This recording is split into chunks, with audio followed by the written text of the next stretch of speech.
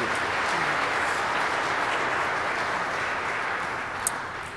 It's a privilege to be with you all here today. I wish it were under better weather circumstances, but the sun is shining, so this is all good, right?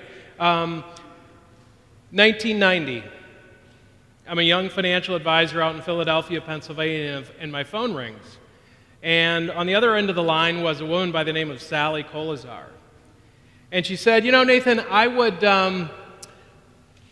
need to take you to lunch because there are some issues around money that I've just have been rolling around in my head, and I want to talk to you about that. And so we got together for lunch, all good, and she said, so I have an observation and then a challenge for you. I said, terrific. So the observation was, she said, you know, Nathan, as I'm looking out into the world, it feels to me like families are having an increasingly difficult time talking about money. And I'm seeing this kind of growing gap, and I'm not sure what to do with that. And so you're a financial advisor, someone I know, and so my challenge to you is this. I want you to write a workshop to help families start talking about money. And I'd really like you to do it in a way that helps them link their values to their money. So I'm like, I was probably too naive to say no, so I said yes. And so off we went, and I wrote this workshop. And so that day, back in just outside of Philadelphia, there were about 25 4th through 6th graders, many of their parents, and even some of their grandparents in the room that day. And the first exercise that I did with the kids, and by the way, the kids were separated from their parents, so kids over here, parents over here. And the first exercise I did is all the kids had a blank sheet of paper, and in the middle of the table was a $100 bill. And my instruction to them was really straight up. It's just take a few minutes and just tell us what you're going to do with that $100. You can do whatever you want with it. Blank sheet of paper, go for it. So the kids were like, awesome. The parents, not so much, right? Because the parents were on the other side of the room. Zero opportunity to influence what their kids were going to say, and so it was just wonderful. So after a period of time, the kids, I had them stand up one at a time and tell us, so what did you do with your $100? So we started going around the room, and there was this theme emerging. One little guy said, well, with my $100, I'm going to buy a king snake.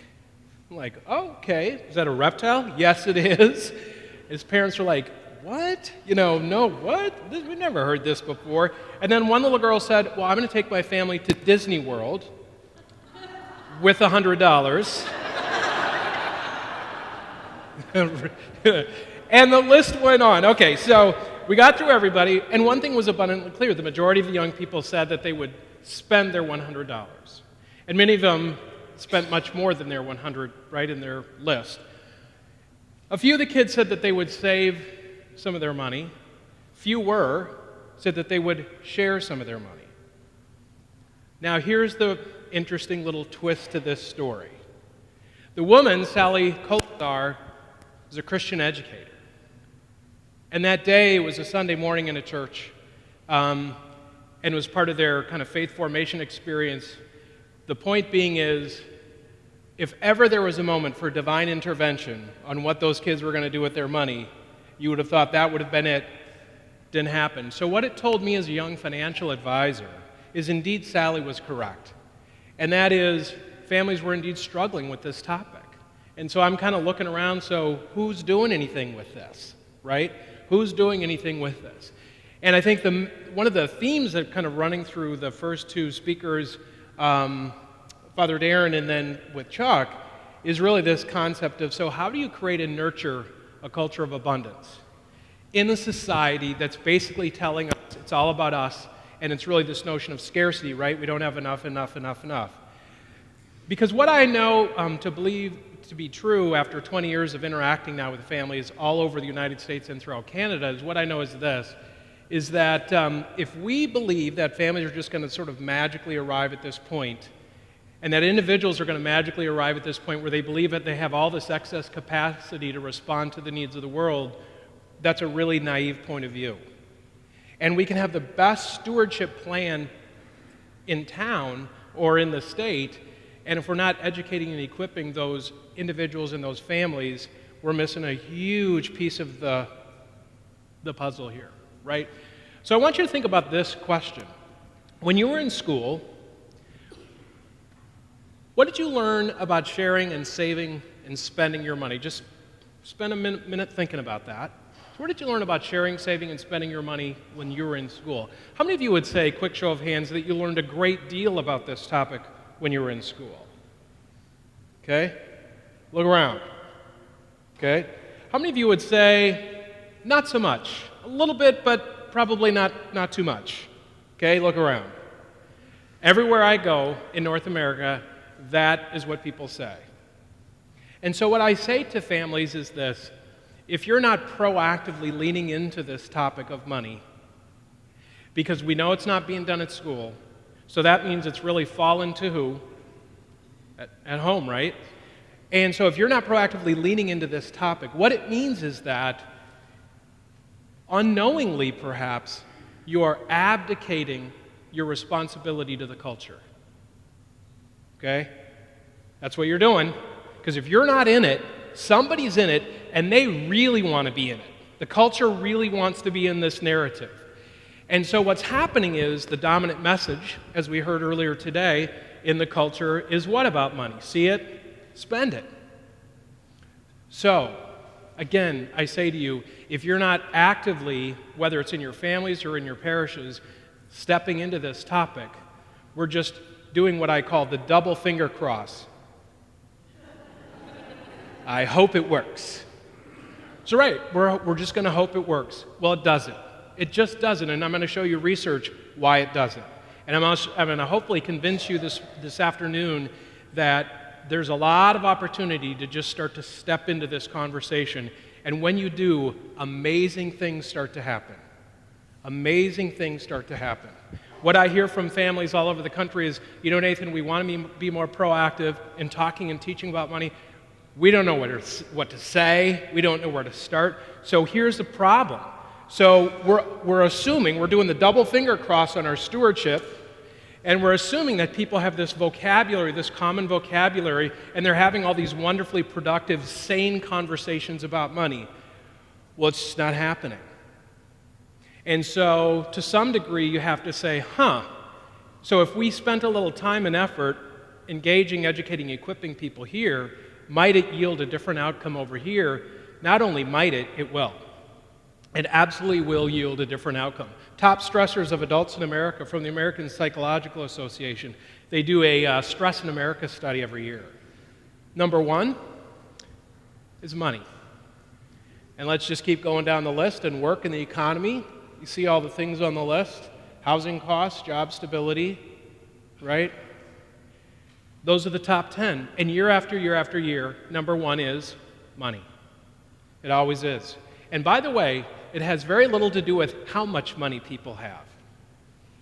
Now, there is some correlation between more money and some less stress, but what we do know in the research that tells us is that, people who have significant sums of money, they have stress about it too. Maybe some different kinds of stress, but the stress is there. Now, if you look at all of those 10 items on the list, I think you could safely say that all 10 of those have some sort of a money connection, don't they? So if all 10 of those have a money connection, or the other 9 do, and money is the number one, what that tells me as a society, as a culture, we have an enormous amount of stress linked to money. And here's what I know from some of our friends in the healthcare community who have started to come to us to say, help us figure this out. We also know that stress it causes 80% of negative health outcomes. It's huge. But when was the last time when you were at a doctor and they asked you about how your money stress is? They don't talk about it. So it's this, well, we know it's there, no one says anything about it. So what does it do? It just perpetuates it, and it perpetuates it, and it perpetuates it. And if you don't think kids are picking up on this, they are.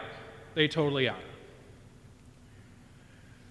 So I believe we all have an opportunity, if not a responsibility, to begin to shape money narrative. And what is a money narrative? It's really our collection of past events and people and stories, values, goals, actions.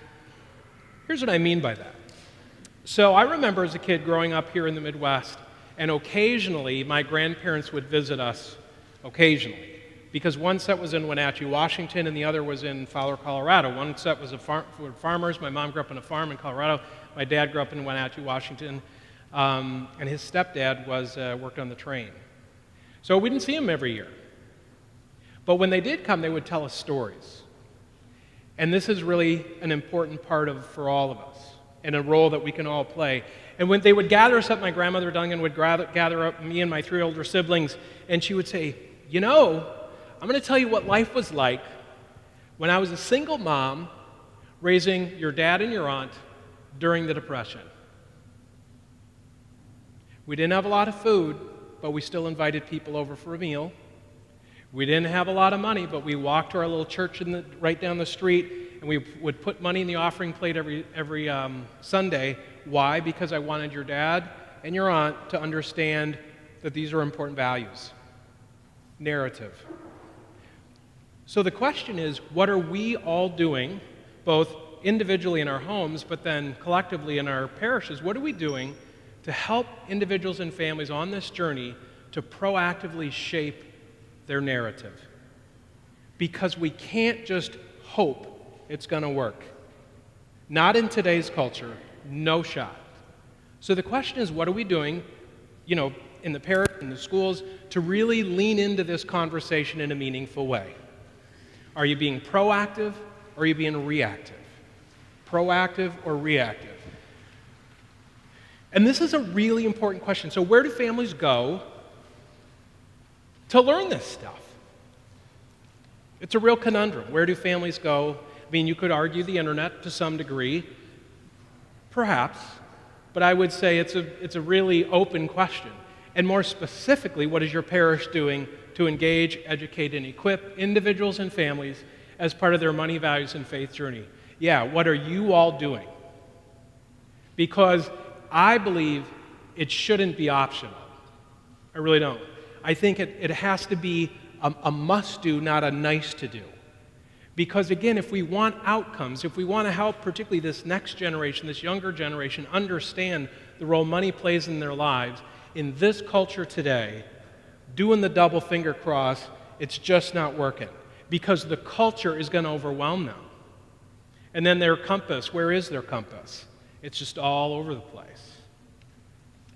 When I was a young financial advisor, I was really trained to think about money as a transaction. And the world of money has us think mostly about money as a transaction. But in 1990, when I did that first multi-generational workshop for those families, what I discovered is that it's so much more than just the discussion of a transaction. As a matter of fact, the transaction is really a minor issue. The major issue is money as interaction.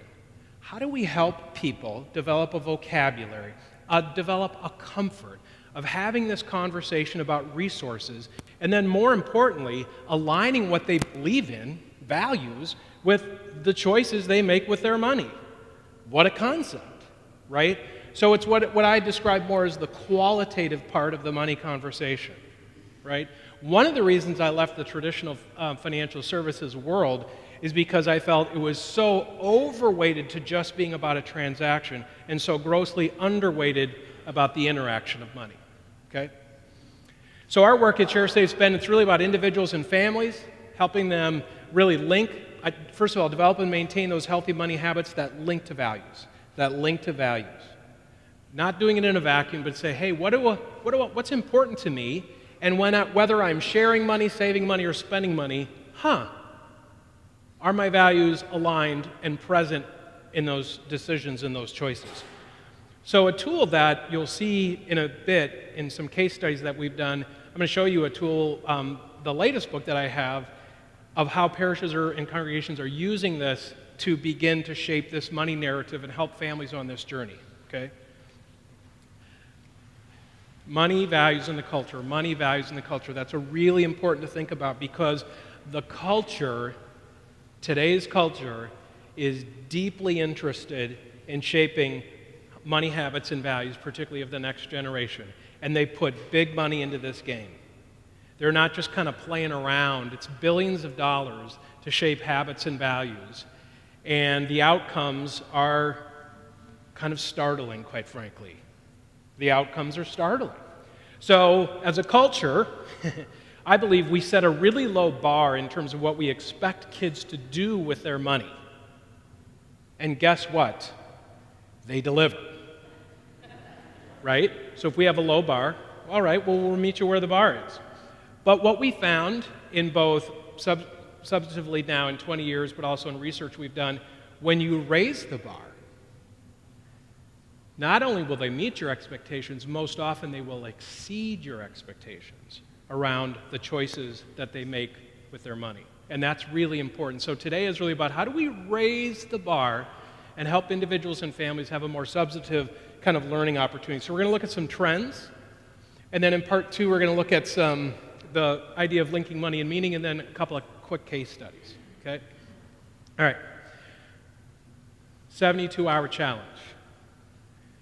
Just take one or two things away from today, but you got to do something in the next 72 hours. Why do I want you to do something in 72 hours? Because if you do something in 72 hours, it's much more likely it's going to stick, and then you're going to talk about another thing. So whether that's something that you take home and say, hey, kids, or hey, honey, or whatever, I learned this, or back to your parish, or whatever it is, but I want you to do something in 72 hours. Everybody with me? You're going to take the 72-hour challenge? Yes, this is where, yes, Nathan, we're going to? Cool. Awesome. All right. One of my favorite phrases, if not the favorite phrase of mine, is this one. And I really like this phrase for two reasons. One, it's aspirational. It gets us to think outside of ourselves with respect to money. But two, rarely does a young person hear that the choices that they make with their money can change the world. Right? In the culture today. So whenever this slide comes up on the screen, what I'm going to just ask is that we all say it together. So here we go. 1, 2, 3. Choices we make with our money can change the world.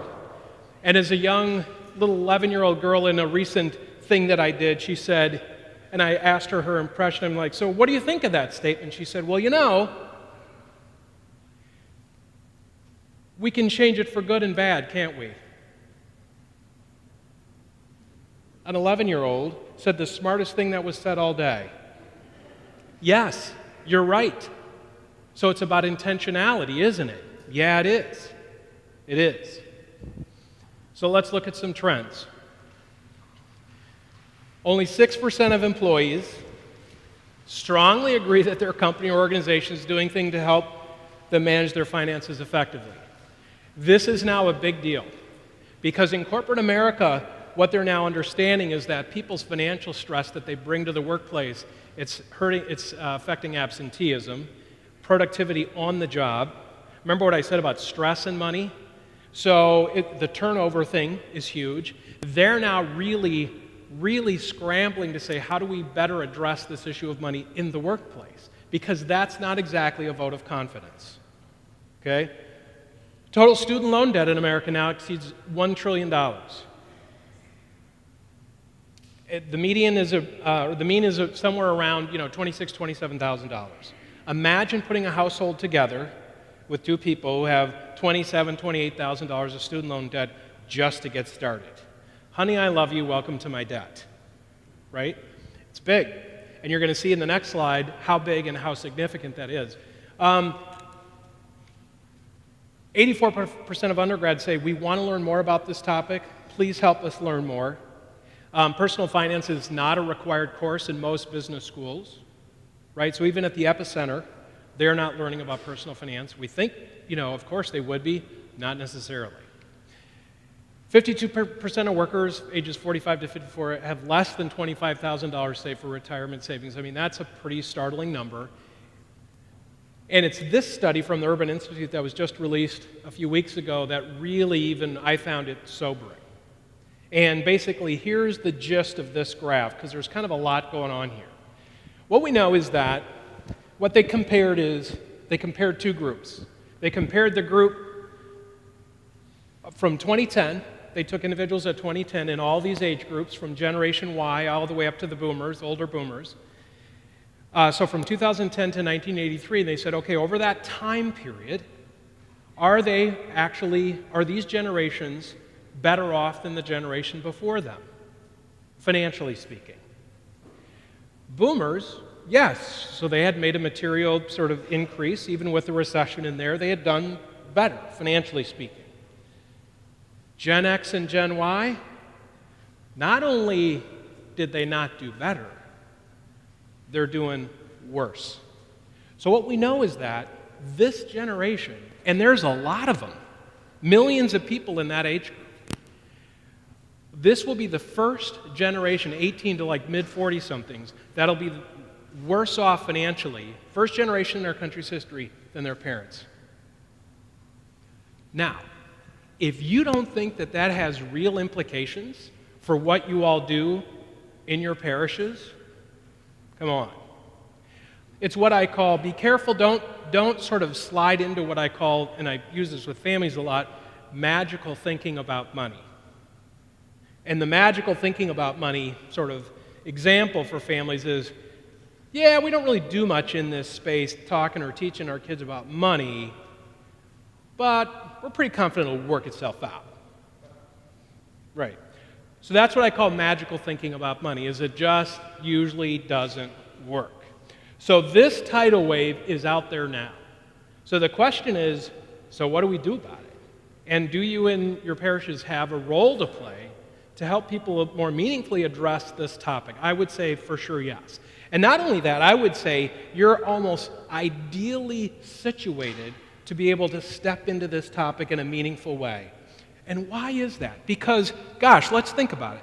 Where else do people come together frequently, multi-generationally, huge socioeconomic diversity often, race and cultural diversity? I mean, really, where does that happen? Well, you know where that happens. So that's why I say there's a richness, there's an opportunity there that makes this meaningful. So, are we in a typical recession? Are we in a typical recession? You're like, so it's the letter V and the L, what does that mean? In a typical recession, on the left-hand side, the V, you'd go down and you'd come out of it pretty quickly. Okay, with me? So that's what the V represents. You go down, and growth, you start growing pretty quickly. We're not in that. We're in the L. Huge drop, and it's going to be a long, slow slog out of this thing. It is. I was just at a conference at the University of Missouri, and really thoughtful economists just talked substantively about this and just said, this is what we're in. Now, what does that mean? What it means is that even though you're saying, well, gosh, my retirement, it looks like that's really coming back. Remember this graph?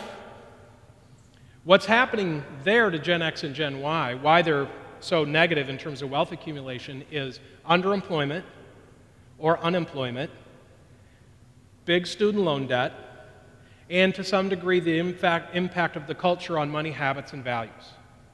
And so we're just going to be in kind of a long, slow slog out of this thing. Teens, do they have much money to spend? They have a little bit of money to spend. They have $100 billion a year that they spend. $100 billion a year in America that they spend. $100 billion. Now imagine if they only spent 95 and they saved and they shared some of that.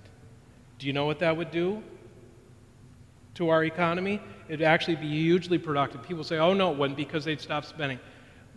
Last time I checked, just because I didn't spend it, but I redirected it and gave it away to a nonprofit, I think it still goes into the economy, right? You with me? So it's really about appealing to them, and it's about engaging them in a conversation. Of that $100 billion, they earn about 5.6. So who else is in this conversation with these teens? Parents, grandparents, right. So there's this great opportunity to shape narrative, and we're just kind of letting it walk right on past and believing that, well, I don't know, I know it's kind of a drag, but I don't know what we can do about it. No, there's a lot you can do about it. And it's not, maybe, it doesn't take as much effort and time and resources you may have thought. Okay, Advertising impressions. Do you think the culture of consumerism is interested in shaping this generation? Most definitely. To the tune of 5,000 impressions a day. That's television commercials, that's pop-up ads, that's text messages, that's logoed clothing, and the list goes on and on and on and on and on. So, the dominant message that young people hear today about money is what? See it, spend it. And if you happen to be then in a family that is kind of doing the double finger cross, you've now abdicated to that. They're not interested in balance.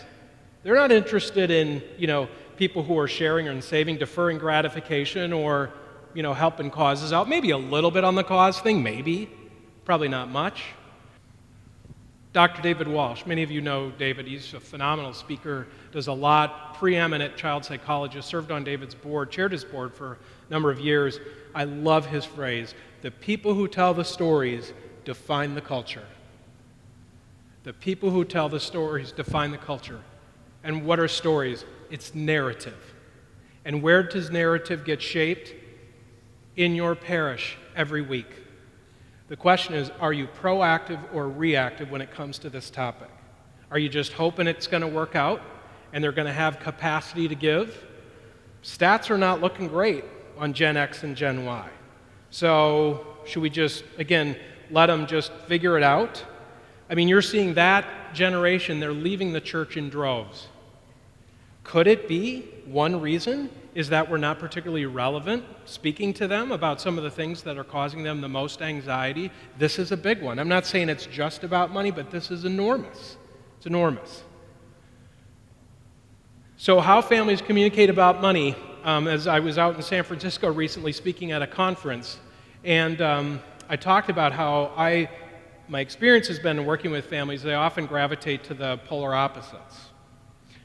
So one woman came up to me afterwards and she said, yeah, I grew up in that family where we never talked about money. And she said, I have one memory of having a money conversation in my home as a teenager. She said I was about probably 16, 14, 15, somewhere in there, mid-teens. She said, I turned to my dad and I said, so Dad, how much does our car cost? They just bought a new car. How much does that cost? What about the house? What about the house that we live in? Dad quickly pivoted and said, what'd he say? It's none of your business. It's none of your business. And you think that, well, that was the right thing to say. When I was in 4th grade and we moved here to the Twin Cities, I knew that the house that we moved into cost $48,000. Why did I know that? Because my parents showed each of us the sales sheet. It said, here's what we could afford, here's how we paid for it, here's what a mortgage is, da-da-da-da-da-da-da-da-da.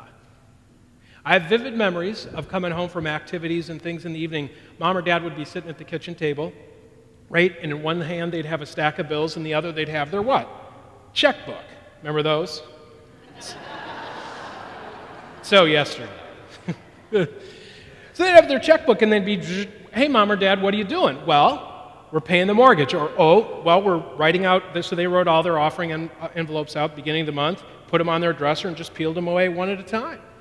Or we're saving for your college, or we're saving for a trip, or da-da-da-da. So we had these wonderful kind of active conversations. Now, how many of you in the room pay bills electronically? Okay, awesome. I do it too. But here's the challenge.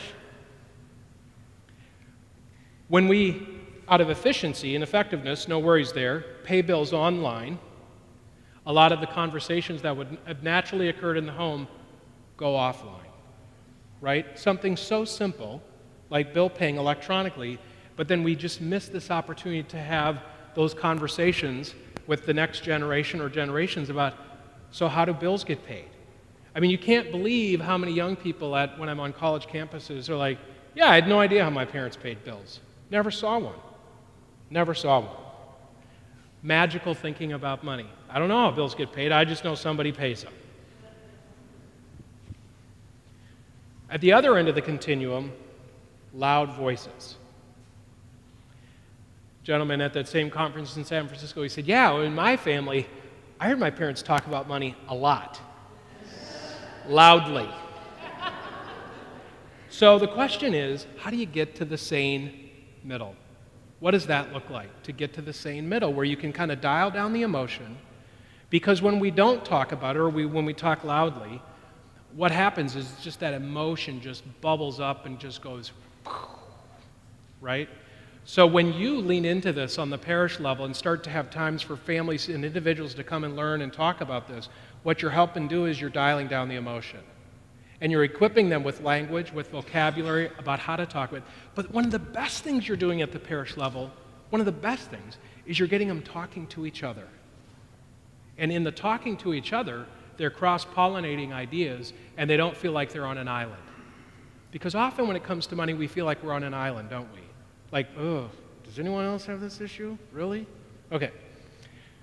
So just in your mind, when you think about your own family of origin, you know, where were they on that talk about money continuum? Where were they on that? Healthy money habits, for sure, begin with a conversation, don't they? They do. So I have this theory, and in your packet, you have a handout. And the handout looks like this. Okay? Looks like this. It's called My Money Temperament. And here's my belief about this topic. What I believe is that we all have a dominant money characteristic. What I mean by that is, when we earn or receive money, what's the first thing we think of doing with that money? Is it to share it, to save it, or to spend it? Now, the next thing that I say may surprise you. There's no wrong answer. It just is. You with me? It just is. I was doing a workshop for some employees at Super Value. This woman sitting near the front, raises her hand. She said, "I'm a spender." All right? And she said, "And my husband is also a spender." And everybody was like, oh. But it was the next thing she said that was just brilliant. She said, "We know this about each other after almost 15 years of being married, and now what we do is we auto-deduct everything because we know our behavior. We auto-deduct all of our bills. We auto-deduct contributions. We auto-deduct all of that stuff because we know if it hits the account, it's fair game." So there is a situation where even where you thought, uh-oh, this is ripe for disaster. Now, she said, we had a lot of loud conversations about money before we got there, but they got there. And once they knew that, and they started looking at their kids, they identified their money temperament. And because as many of you who have multiple children will say, well, gosh, this one is awesome at money, and this one, did they grow up in our house? Really? And that's kind of the way it is, because I would submit to you that they have a different money temperament. So that may mean you need to kind of tweak a little bit of how you address this money thing with them. It's really important. It's really important. It's awesome exercise to do with couples, particularly kind of pre-marriage situations, and let them discover about their own money temperament. This is in the Money Sanity Solutions, the book which is out there. It's chapter 1. We just want people to get grounded in, well, what's your money temperament? Whether you're a kid or whether you're an adult, what's your money temperament? Okay. Figuring out needs and wants is huge. It's a big thing. And oftentimes people who can't figure this out, it's probably the thing that torpedoes them the most. Okay. So now what we're going to do is we're going to do a forced choice exercise. So what I'm going to ask is everybody stand up. It's the post-lunch calisthenics. All right. So what we're going to do is I'm going to put 3 items one at a time up on the screen, and you're going to have to decide in your mind, is it a need or a want? Okay. Now everybody on this side, over here, you all are your same age. Everybody over here is 17 years old. So you're 17 today. Not when you were 17, oh, so long ago, but today. So in 2013, you're 17. So when I put these items on the screen, I want you to answer as 17, you as your age. Now, if it's a need in your mind, I want you to sit. If you believe it's a need. If it's a want, stay standing. Okay? What are you going to do if it's a need? Sit, want, stand. Okay. Eating out. Is it a need? You're sitting. Is it a want? You're standing. Eating out. Remember, you're 17. Just... Really? Really? Notice peer pressure is starting to take over. It's all good. We've got a few stragglers. That's all good. Not many. Oh, we've got a few honest souls over here. It's awesome. Now, here's the interesting thing about this one. Even in the recession, more than 50% of all meals are eaten where? Out. So they're honest, and you all are a bunch of liars, okay? Sorry. Okay, back up, need or want. Okay, here we go. Need or want, cell phone. There we go. There we go.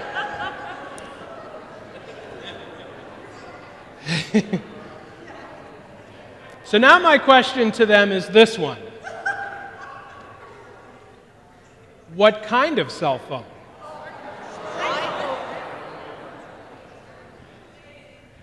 Recent survey done, the majority of American households still have their kids on their cell phone plans even at age 30. I know it's not your families are doing this, but I'm just saying that's what. Okay, back up. Last time, need or want, need or want. Car.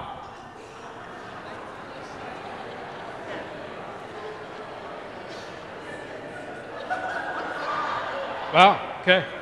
All right, everybody can sit back down. Now go ahead, you can sit down. This is why I love this exercise, is because not only is it a lot of fun, but also it's really important because when money comes into our lives, right, probably one of the most important skills that you can equip somebody with is what is the difference between a need and a want? Because helping somebody and addressing the needs of the poorest of the poor is really, at the end of the day, it's a needs-wants issue, folks. Let's be straight up. Because it's always there, it's in front of us. The question is, what are we going to do with it? What are we going to do with that? And what I know is when you can equip a young person $100 billion a year, help them understand the difference between a need and a want, you can fundamentally change how they think about this stuff. And not just for today, but for the rest of their lives. So it's back to you in the parish. Are you being proactive or are you being reactive? Proactive or reactive? Center on Philanthropy out of Indianapolis did a study on high net worth HNW families around philanthropy. What did they find? 70% of those families, on the very left, discuss philanthropy with their kids. Awesome. But when you go left to right, all the way to the right, so how many of those families got resources in their kids' hands to learn about money? It was less than 20%. So even the people who have the most resources aren't fully actualizing and understand what it means to get resources in kids' hands. I'm a huge believer of getting money in kids' hands early. Why? Because you're running little experiments. You're letting them learn. You're demystifying money. I had a call from a reporter at the Wall Street Journal recently. She called me up. Veronica Dagger was doing a story on, families of means around this topic. And she said, okay, Nathan, when it comes to inheritance and for beneficiaries and all these things for families, what approach should you take to have the conversation to tell them how much money is coming their way? And I said, let me tell you what not to do. Don't have a conversation. Because if it's a singular conversation, it's not going to go well. But if you understand it's a process, that's a whole different issue. And so too is it true whether you have a lot of money, some money, or not much money at all. It's a process. It's about a little bit and a little bit and keep trying and keep trying and keep trying. Now, and I know you all have time commitments. If you'll indulge me and just give me about 10 minutes since we started a little bit late. If you have to leave, I'm not offended. I get it. But since we started just a little bit late, if that's okay. This is the newest form of currency. And in 2 to 3 years, plastic will be so yesterday. It's going to be here. We're going to be using this. Now here's the kicker, and this is to buy things, right? When we use cash, we use the least amount of money. When we use plastic, debit or credit, we spend 10 to 20% more than when we use cash because it's more abstract. When we use this to purchase, and they've been using cell phones in parts of Asia and Europe for several years, so we've got data on this, you spend 10 to 20% more than when you use plastic. Okay, now, if only it stopped there. We also know that retailers, particularly retailers who are really interested in kids, are ramping up their research around these things big time. Here's how it's going to work, or here's how it's working. They're already testing it right now. So I'm 17 and I'm, driving around with my friends, and all of a sudden, boom, I get a text message. It's from The Gap, one of the retailers researching this. Hey, Nathan, we see you're in the neighborhood. Because they have Finder technology. Hey, Nathan, we see you're in the neighborhood, and if you come in the next couple of hours, we'll give you 10 or 20% off of your purchase, but you got to come in. Knowing that I travel in packs, like most teens, they say to me, hey, if you bring in some of your friends, we'll give you 10 or 20% off of this purchase in addition to what we already were going to give you before. So they're going to sweeten your offer. And that's what's coming. So the question is, are you being proactive or are you being reactive? Because if you're being reactive, it's not going to go well. Because what we know from this younger generation is the common refrain is, I'll give when. I'll give when, I can actually, when I have a job, when I pay down my student loan debt, when I start a retirement fund, after I buy a home, after I buy a car, after we furnish our home, I'll give when.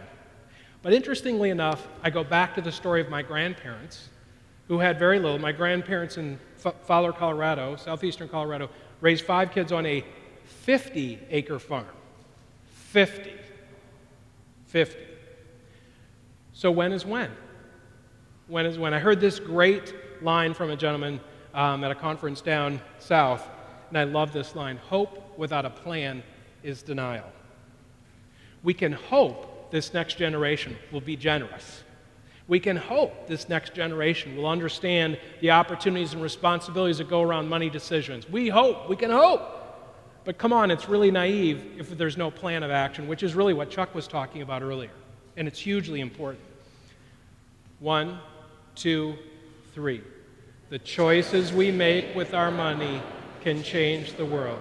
Okay, a few things and then we'll wrap it up. So again, how do you create and nurture a culture of abundance? It's all about perspective, because 5,000 times a day, it's about scarcity, what I don't have. So what's the counter rhythm? How do you get into that and nurture a culture of abundance? You have to shift the narrative. And that doesn't happen with a double finger cross. It happens because folks are planning. They understand the overarch, the theology, the underpinning of that, but they're practically leading into this and sort of inside of faith formation kind of opportunities, multi-generationally, understanding that this isn't just going to magically happen. We've got to go do something about it. So there's a better way, I would submit to you, and it's really about how do we link values to money choices and really ultimately to faith journey. What does that look like? 3 words. So in 1990, that first workshop, those 4th through 6th graders, I put 3 words, concepts in front of them: share and save and spend. Now you might wonder, well, where did you get that inspiration? From my parents, who when they did allowances with us as kids, they said, okay, kids, here's the deal. Yep, you're going to get a little nominal allowance, and we expect 3 things. You're going to give, you're going to share, you're going to save some of it, and you're going to learn how to spend. And we're going to help you do that. But they got money in our hands very early so that we could practice. We could practice. Notice the order of the words. Share is really about looking out into the world, and it's about abundance. Save is about patience and discipline, and spend is about knowing that running definition of a need and a want, and a need and a want, and a need and a want. So a few years back, we did some research with 100 parent-child families here in the Twin Cities, and we had half of the families parent's child, so the kids were junior high and high school age. And so half the families were in the control group, they got no intervention. The other half of the families were in the intervention group, so I did 3 sessions, learning sessions for them, and they got some tools to take home. That's it. We surveyed them over the course of 18 months. What did we learn? So of the families from the intervention group, we learned this. Over that time frame, the youth in the intervention group were spending far less at the end of that 18 months than their counterparts in the control group. Why? Because we were helping their parents talk about it. We talked about systems, and we also talked about, the culture and how it's trying to shape your habits and values around money. So we engaged them in the conversation. Second thing we found is parents in the intervention group reported a significant increase in communication about money in their home because they felt they had vocabulary and good words and kind of like someone had their back and they could really think about it. The other thing we heard is that they loved being in group conversation because they got ideas from other parents. They were cross-pollinating. It was the third finding that probably Dr. Tim Kasser and I, who did the study together, the third finding that was really most surprising to us. And that is, at the beginning of the study, we asked all the kids, regardless of which group they were in, control or intervention, we asked them, money temperament. So when you earn or receive money, are you a sharer, a saver, or a spender? No surprise, the majority of young people said, I'm a spender. Of the ones in the intervention group who said that they were a spender, at the end of the 18 months, their self-esteem had risen dramatically. In 18 months. 18 months. 3 little intervention sessions. 18 months, and their self-esteem went up dramatically. First time there's been multi-generational research in this space. This study is actually going to be part of 3 other studies published in a prominent sociological journal later this year because the findings are so significant, particularly the self-esteem piece of this. Proactive, lean into it, shape narrative, equip them with vocabulary, and all of a sudden it makes a difference. All right. Millennial Impact Report. It's very encouraging. What it tells us is that young people today they do want to be generous. They really do. 75% of them said that they gave a financial gift in 2011, so they want to do it. But notice down there it says, my biggest pet peeve is when we don't know how my gift will make a difference. So make sure they know. Make sure that they're engaged, as Chuck talked about earlier. And how do they give? 70% of them give how? Online. So it's a wonderful reinforcement of how important it is to have tools and opportunities for people, particularly in this generation, to give differently. Okay? Engage, educate, equip. Engage, educate, equip. Make it simple, accessible, actionable. That's huge. Good Shepherd, here in the Twin Cities, Lutheran Church of the Good Shepherd, South Minneapolis. What did they do? They stepped into it, and they did a series about money. They did a 5-part series, multi-generational series. I was there helping them out in the first 2, and then the other 3, they just took 3 chapters from the book, one on peer pressure, one on needs and wants, and then the money temperament one. And they conducted these just kind of multi-generational learning experiences. It was awesome. It went so well, what they decided to do is get everybody, each family, they gave them a book and said, here, now that you kind of have this figured out, go home and do it. And then they're going to do it again next year, and they're going to keep doing it, and they're going to keep doing it. It was something simple, didn't take a lot, and they stepped into it, and it worked. It worked. So when it comes to engaging, educating, and equipping youth and adults in their values, faith, and money journey, in your parish, what's working and what's missing? Okay, what's working, what's missing? It's a great question for you to take back and really think about, okay, what's going on? So 5 quick ideas, and then we'll wrap. As Chuck said, you got to have a plan. Plan is critical. And I want you to make sure when you have a plan that you've got youth inside of your plan. If you're going to do a capital campaign, make sure that there's an opportunity for youth to be generous, to respond. It's not about how much they give, it's just that they're participating. They have voice, right?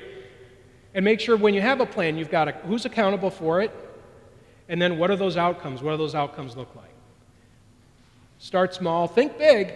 Start small. Just do 1 or 2 little things. It's not about conquering the world tomorrow. It's just about meaningful change over a period of time. Convene. View yourselves in the parish, your conveners. You have this power to convene these conversations across generations, across socioeconomic spectrums. Understand what that means, right? And how it can really be transformational.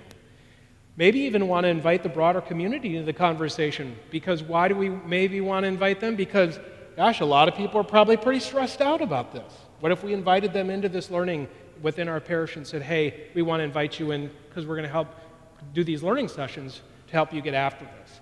And then patience. It's not a flavor of the month. It's about being patient and waiting for the change.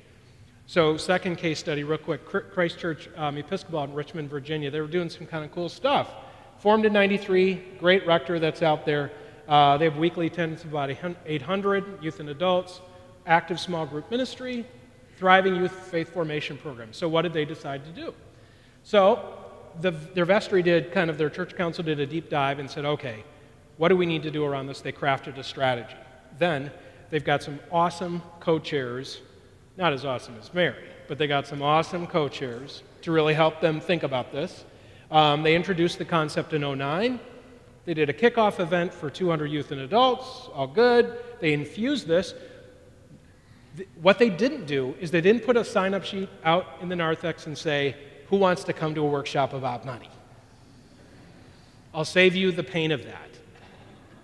They took it to existing groups and said, we're going to take this to groups and we're going to just start doing it there. Right? Sunday school, Bible studies, adult forums. In May of 2010, they had an event kind of like this for their diocese of Virginia. It was really cool. So when I was there, one idea that I shared with them is that in Philly, I was working with this family, and particularly some clients of mine as a financial advisor, as grandparents. And they said, you know, Nathan, we've been to one too many birthday parties where it's like Cirque du Soleil in the backyard. Can you help us think of something different? And so what I introduced to them is this simple idea called a share check. And all it is, it was a share check from Grandma and Grandpa, a check, yeah, one of those, a check. Everything was filled out on the check except the pay to the order of. And then at birthdays, holidays, confirmation times, graduation, what they did is they gave their grandchild a share check in addition to a gift.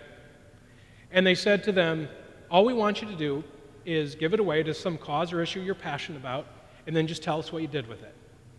Tell us what you did with it. And they started this phenomenal conversation in their family. So I shared that when I was out at Christ Church, Richmond. And what's the benefit of doing share checks is you're giving youth a voice. You're helping them know that they can make a difference in the world, big time. So back in January, I got this email from Christ Church, Richmond, and they took the variation of a share check and just kind of put it onto steroids. The Great Big Charity Checkathon, calling all kids ages kindergarten to 12th grade. Now's your chance to make a difference. Christ Church is going to donate $40,000 to charities all over the world. We want you to tell us which ones to help out. Wow. That's enormous. So they said, you matter, and we want you in this conversation, so tell us what you want to do. Wow. That's a big share check. So they said, we're not just going to have the adults make the decision. Now, they guided them, right? But they invited them into the conversation. Let me tell you, the parents were thrilled that they did this. But it was the leadership that really ultimately kind of took it to this level, okay? You got to nurture the idea. Last June, I was down at St. Olaf, my alma mater, doing a workshop, alumni weekend, for a number of alums on this topic of money. There was a gentleman sitting in the audience who was particularly interested in doing allowances for his kids, share, save, spend allowances. We had a great conversation. One of the people there, hadn't heard from him again until Easter weekend. Sends me an email and he said, Nathan, I want to give you an update on what's happened in our house. 2 sons, we have an 8-year-old and a 6-year-old. Recently I was in a conversation with our oldest, Leif, who's 8, and he said, you know, Dad, started at school, he was hearing some things about homeless youth. And Leif said, I don't like that. Why should kids not have a home, right? What's up with that? And as they went down to their music lessons at McPhail downtown, he was noticing and spotting some young people on the street who clearly looked like they were homeless. And he said, Dad, can I use some of my share money from my allowance to contribute to that cause? His dad said, sure, Leif. Let me figure it out. Let's figure out where you should give that. So they did a little research, figured it out. They found this just awesome organization called, well, there's Leif, There's his allowance. Notice the $100 bill sitting on Leif's bed. Impressive. So what is Streetworks? Streetworks is this great collaboration between Catholic Charities, Lutheran Social Services, and there's Leif. Last month when he went to give some of his share money, and they said, wow, you're like the youngest donor we've ever had here. This last week he was there being acknowledged. There was a little program, and they acknowledged Leif at 8 for being this great, generous young person. What it did, that allowance gave Leif a voice. It gave him a sense to say, I can do something about this. But it wasn't just an allowance for Leif to spend on himself. No, it was about sharing and saving and spending. And how awesome and powerful that is when we can awaken that sense of generosity in these young people and then guide them on this great journey. So what groups currently exist in your parish that would benefit from this interactive experience? Who do you need on board to ensure that it'll happen? And then what are 3 to 5 action steps that you could take to make sure it happens? Take it back to your congregation, right? There's a little sign up in your in the handouts. There we do a money sanity column every month. So in your little packets you should have this little sign up. You can leave it back there at the table. A lot of parishes and congregations throughout the country use our newsletters to reprint in newsletters. Remember Chuck talked about newsletters, and we fully give you permission to be able to do that. So and you can learn more about what we do. 72 hours. What 1 or 2 things are you going to do in the next 72 hours, right, as a result of today? Did you know that people focus less on spending and more on sharing and saving? They're happier and they're healthier. They're happier and they're healthier. Quick review. Shout out the answer. How many ad impressions do we experience every day? 5,000. How much money do North American teens spend every year? $100 billion. What is the newest form of currency? Smartphones. What is the number 1 source of stress for adults in America? Money. Who said the choices we make with our money can change the world? You did. I made you say it, but you said it. It's all good. And then who's going to convene conversations about money and offer a narrative of abundance? Who's going to do that? Yeah. Thank you. I hear and I forget, I see and I remember, I do and I understand. It's about doing, right? One last time, here we go. The choices we make with our money can change the world. Thank you all.